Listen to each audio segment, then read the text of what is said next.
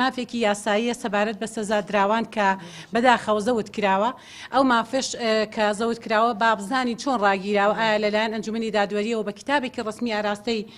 چاکسازیەکان کراوە یاخود بە تەلەفۆنێک یا بە هەر شتێک لەم بابەتانە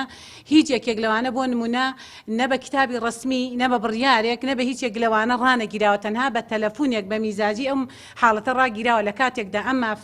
مافێکی یاسایی سزادراوانە بە پێی ئوسولی محاکەماتی جەزایی مادە 331 مەفروضە هەر سزادراوێک کاتێک سزا دەدرێ ئەو مافە یاسایی بۆ دەستەبەر بکرێ. ئێمە بەپی بە دوواداچوونەکانمان بگوتەی یەکێک لە بەڕێوەبەرەکانی چاکسازی باسی تێچووی سزادراوان دەکات. ئێمە ئەگەر سزادراوی یەکێک لە بەڕێوەبەراتیەکان بخەمڵێنین ئەڵێت تەنها تێچووی یەک سزادراو بە گوتەی بەڕێوەبەری چاکسازیەک لە یەک ڕۆژێک 120,000 ئەمە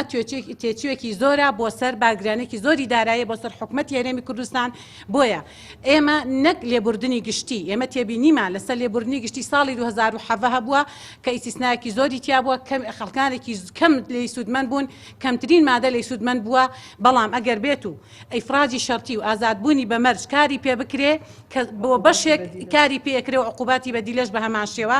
کە زۆرێک لە سزادراوان لە 175 سزاکانیان تەواو کردووە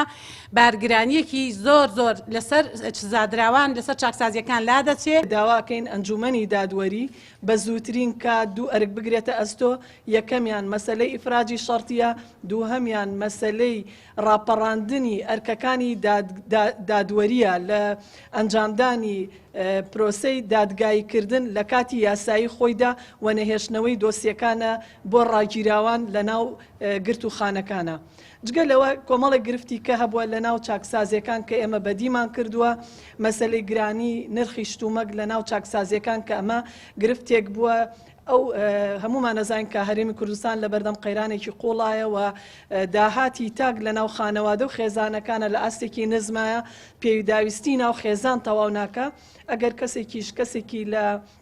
سزادراوان بێ لە ناو چاکسازیەکان ئەمە قورسایەکی تری بۆ ئەو خانەوادە و خێزانانە دروست کردووە و ئەگەر ئەم خانەوادە و خێزانانە داهاتێکی ئەوتوان لە بەردەست نەبێت کە بتوان هاوکاری گیراوەکە بکەن لە سزادراوەکە بکەن لە چاکسازیە ئەمە گرفتێکە کە ناتوانێت جۆری ئەو خواردنانەی کە لە حانوتەکان بە نرخێکی بەرز ئەفرۆشرێت و دەرئەنجامی ئەوەی کە حکوومەتی هەرێمی کوردستان بە مزایدە حانوتەکان ئەدا بکرێ کە کرێکی زۆر و چاکسازیەکە لە شوێنێکدایە کە دوورە دەستە لە سلێمانیەوە